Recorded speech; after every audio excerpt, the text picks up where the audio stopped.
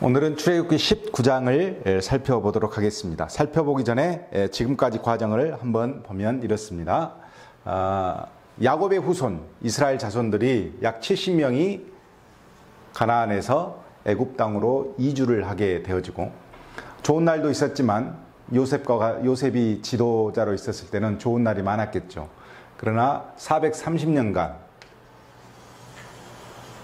노예 생활을 하게 되어지고 1446년 1월 15일 유월절을 보낸 다음 16일 날 이제 출애굽을 하게 되어집니다. 출애굽을 해서 홍해를 건너게 되고, 홍해를 건nom과 동시에 네 가지 사건을 광야에서 체험하게 되어집니다. 그렇게 체험하게 된 다음 이제 드디어 시내산에 도착하게 되어집니다. 시내산에 언제 도착했을까? 이것이 오늘의 좀 우리가 다루어야 할 문제고, 이 시내산에서 모세가 8차 시내산을 오르내리면서 하나님의 말씀을 받게 되어지고, 이것이 오늘 우리가 보게 되어진 율법서의 성경이 되겠습니다. 중요한 것은 시내산에 도착한 날짜인데 19장 1절에 보면 이렇게 기록이 되어 있습니다. 이스라엘 자손이 애굽 땅을 떠난 지 3개월이 되던 날 그들이 시내 광야에 이르니라 라고 되어 있고, 이걸 이제 해석하는 과정 중에서 3개월이 됐으니까 1월 15일 날 출발했으니까 이날이 3월 15일일 것이다 라고 학자들이 날짜를 계산해서 3개월이 지났으니까 3월 15일이다 이렇게 보았습니다. 그런데 중요한 것은 헬라어 성경에 히브리어 성경을 헬라어로 옮겼던 70인역이라고 하는데, 이 사람들은 이날을 3월 1일이라고 보았습니다. 3월 1일과 3월 15일은 상당한 차이가 있는데, 그럼 오늘 우리는 어떤 쪽을 선택해야 될지 이것이 문제가 되겠습니다. 중요한 것은 이 3월 15일과 3월 1일 차이에는 15일 차이밖에 나지 않지만, 중요한 것은 이 15일 차이가 유대 사람들이 생각하는 절기와 연결해서 살펴보면 15일인지 3월 1일인지를 찾아낼 수 있다라고 하는 겁니다. 어찌됐든 70명의 장로들이 히브리어 성경을 헬라어로 옮기는 과정 중에서 3월 1일이라고 기록한 이유는 오늘 본문에 나오는 개월이라고 하는 이 단어 때문에 그렇게 했습니다. 이 개월이라는 단어는 히브리어로 호데시라고 되어 있는데, 이 단어는 새 달, 새 월을 의미합니다. 그러니까 새 날이 시작되었, 3개월이 시작되는 새 날이라는 의미로 보았기 때문에 그들은 3월 1일이라고 했는데, 왜 3월 1일이 맞는가? 우리가 15일로 보지 않고 3월 1일로 보는 이유는 뒤에 제가 가서 다시 설명해 드리도록 하겠습니다. 어찌됐든 이날은 3월 1일이었다 이렇게 보여지고, 오늘 1차, 2차, 3차까지 과정을 살펴보겠습니다. 2절에 가면 그들이 르비딤을 떠나서 시내 광야에 이르렀고 이스라엘이 거기 산 앞에 장막을 쳤다. 이 산은 시내산을 의미할 것입니다.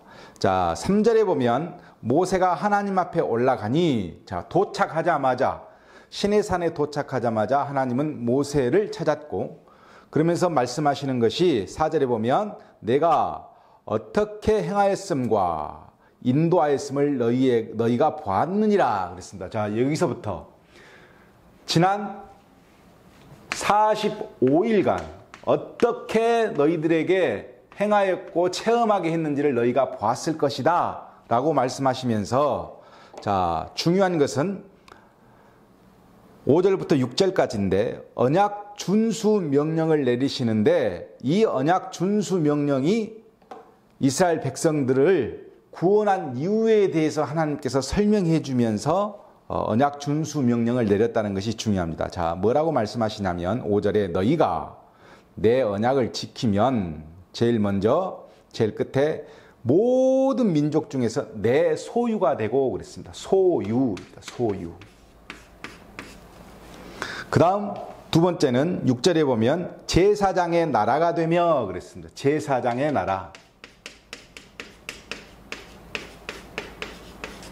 그리고 나서 거룩한 백성이 되리라 그랬습니다.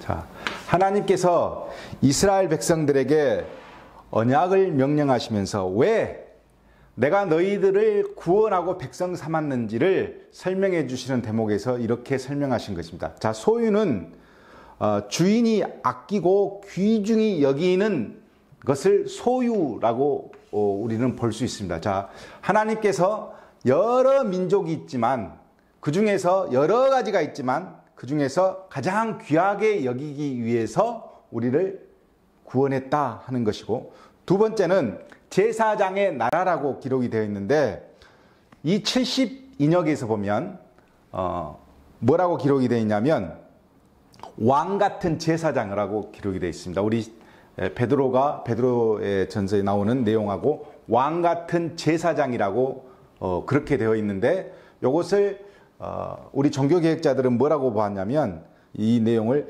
모든 제사장들과 왕들로 번역해서 기억했습니다. 그러니까 결국 이 내용은 뭐냐면, 자, 제사장이면서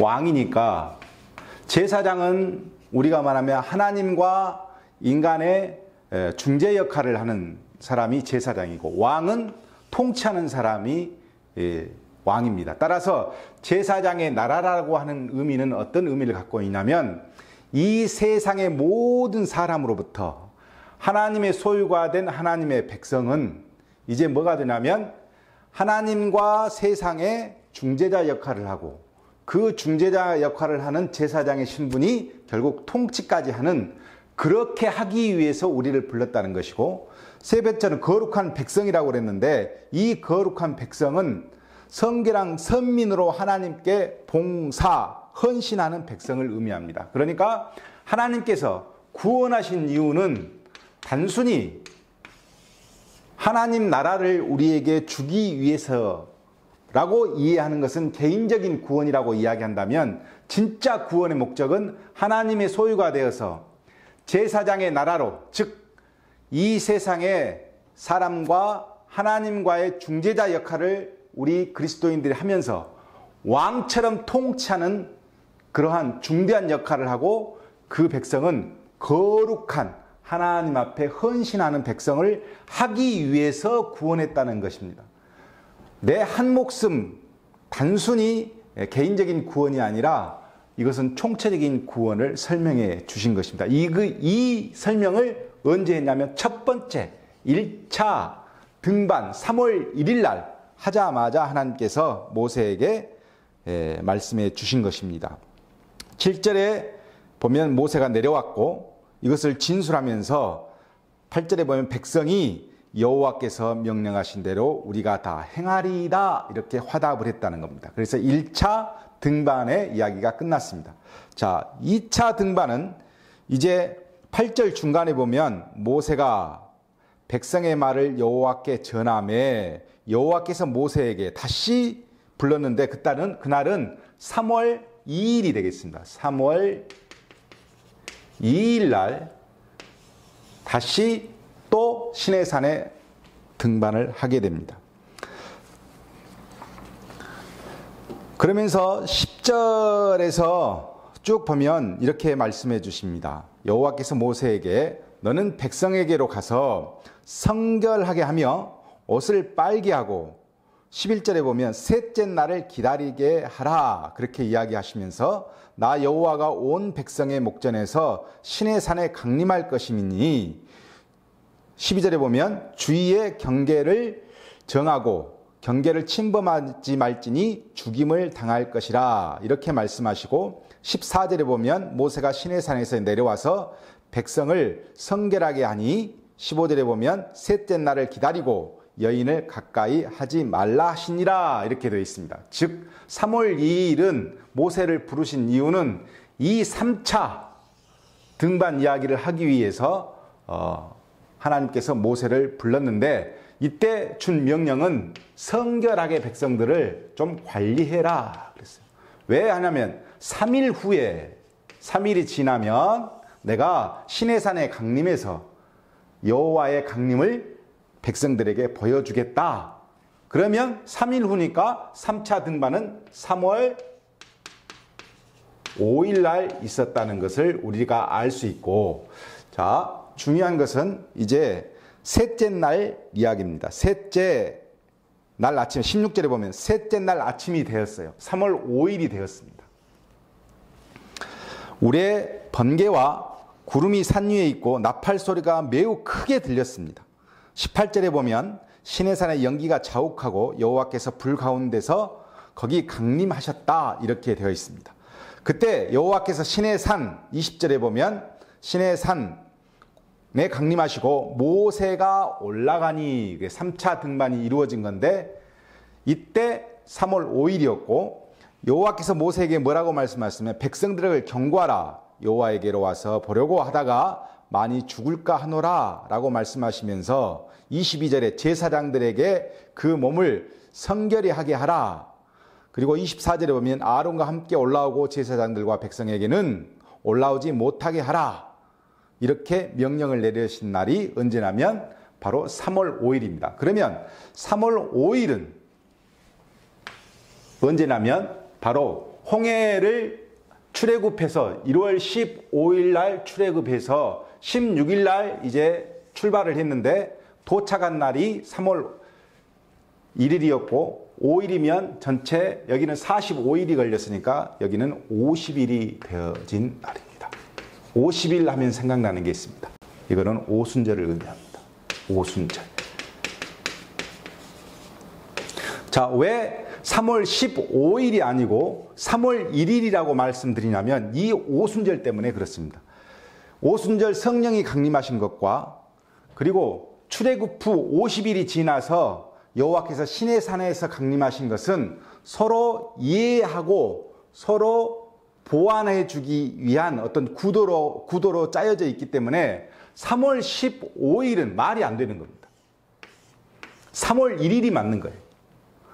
그래서 70인역 장로들은 3월 15일로 이해하지 않고 3월 1일로 이해했고 유대의 랍비들도 3월 1일 날 바로 시내산에 도착했다. 다 그렇게 이해하고 있는데 우리만 성경을 번역하면서 3월 15일로 알고 있었던 거예요. 그리고 3월 5일 날 50일째 되던 날 바로 여호와께서 시내산에 강림하셨고 이것을 유태인들은 오순절이라고 기억했고 그래서 오순절 성령 강림은 바로 여호와의 강림과 매우 흡사하다 이렇게 보시면 되겠습니다. 그때 내려진 것이 뭐냐면 그 중요한 십계명이 모세에게 주어집니다. 자, 20장에 가면 3차 등반 때 이제 하나님께서 그냥 강림하시지 않았고 말씀을 해주셨는데 그것이 십계명이었습니다. 자, 십계명을 보면 하나님이 말씀하여 이르시되, 자 3절에 보면 너는 나 외에는 다른 신들을 내게 두지 말라 그렇게 씁니다. 자, 나 외에는 즉 나의 면전에서는, 이게 70인형에서는 뭐라고 번역하겠냐면 나의 곁에서는, 그러니까 하나님도 믿고 바로 우상도 섬기는 것, 이것을 하지 말라는 거예요. 그런데 4절에 보면 너를 위하여 새긴 우상을 만들지 말고 그랬습니다. 자, 너를 위해서 우상을 섬기지 말라는 것은 하나님을 포함합니다. 하나님도 만들지 말고 다른 것도 만들지 말라는 거예요. 그래서 첫째 계명은 둘째 계명은 이렇게 명시되지 않았지만 우리가 이것은 첫째 계명, 이것을 둘째 계명으로 서로 나누어서 보는 이유는 앞에는 하나님을 포함하지 않았고 뒤에 것은 하나님을 포함하고 있기 때문에 이것을 분리해서 설명을 하다 보니 이것이 위의 것은 첫째 계명이 되고 밑에는 둘째 계명이 되었다. 이렇게 보시면 되는데 어찌됐든 4절에서는 하나님을 포함해서 어떤 형상도 만들지 말라 그랬어요. 이것 때문에 십자가도 어떤 형상이다 이렇게 말씀하시는 분들이 있는데 십자가는 형상이 아닙니다. 기념하기 위한 어떤 도구지 형상화한 것이 아니라 꼭 기억해 두시기 바랍니다. 자, 5절에 보면 절하지 말고 섬기지 말라 이렇게 말씀하시면서 나를 미워하는 자의 죄를 갚되 3대까지 죄를 물을 것이고 6절에 가면 나를 사랑하고 내 계명을 지키는 자에게는 1000대까지 은혜를 베풀겠다 이러시면서 7절에 가면 세 번째 계명인 여호와의 이름을 망령되게 부르지 말라 그랬습니다. 망령되게 부르지 말라라는 말은 허탄한 일에 적용하지 말라. 허탄한 일에 여호와의 이름을 함부로 적용하지 말라 이런 의미를 갖고 있고, 자 8절에 보면 네 번째 안식일을 기억하여 거룩하게 지키라 이렇게 말씀했습니다. 자 거룩하게 지키란 말은 카다시라는 단어인데 구별해서 성결하게 하라 이런 의미를 가지고 있습니다. 자 1부터 4계명은 하나님과 우리와의 관계를 이야기한다면 이제 5부터 마지막 10계명은 우리와 이웃과의 관계를 설명해 주고 있습니다. 12절에 보면 내 부모를 공경하라 그랬습니다. 공경하라고 하는 단어는 카베트라고 하는 단어인데 이 단어는 하나님과 사람에게 동일하게 사용되어진 단어예요. 공경하라 그러면 어떤 의미를 갖고 있냐면 살아있는 것처럼 행동해라. 죽어있는 것처럼 행동하지 말고 살아있는 것처럼 행동하라. 살아있는 분으로 여겨라. 이게 공경입니다.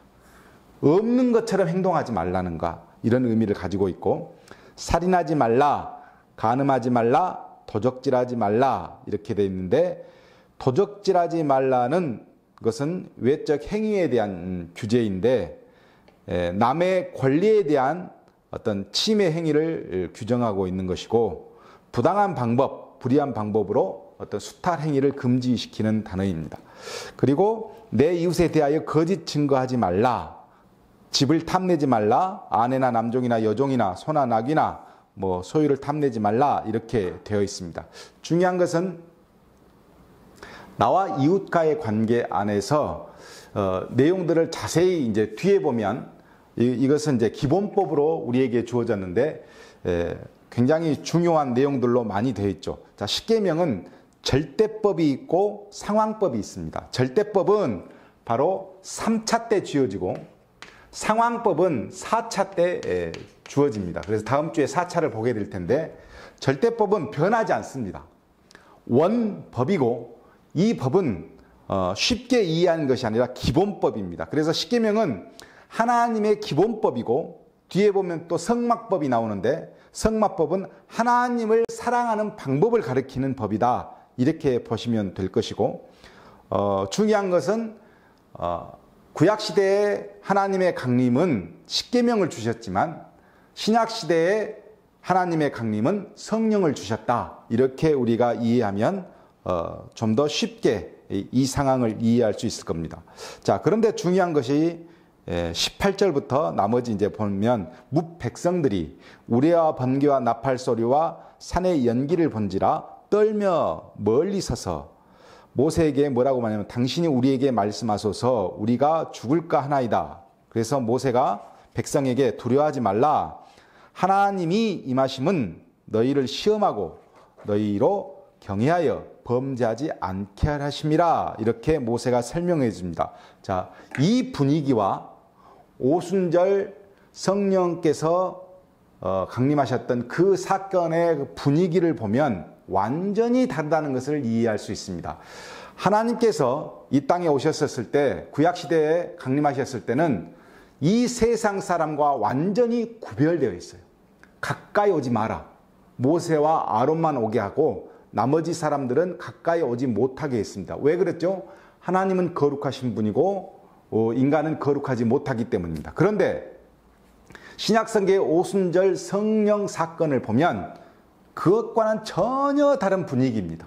뭐냐면 이 세상에 사람이 복음을 듣고자 하는 사람이 다 모여서 성령의 강림을 체험하게 됩니다. 이 분위기는 어떤 분위기냐면 성령이 하나님의 거룩하신 영이 어디로 들어왔냐면 우리로 들어온 사건이기 때문에 6월절 어린 양의 피가 하나님과 우리의 관계를 다 허물어 버렸으므로 이제 주께서 어떤 특정한 사람이 아닌 모든 사람에게 내리신 그런 것을 의미하고 있기 때문에 신약 성경의 오순절 강림과 구약 시대의 신해산 강림은 차별이 있고 내용이 분명히 다르다라는 것을 우리가 이해하고, 오늘 이 사건과 그때 사건을 비교해 보면 우리에게 성령 강림이 어떤 의미를 주는가를 굉장히 우리는 깊게 볼 수 있습니다.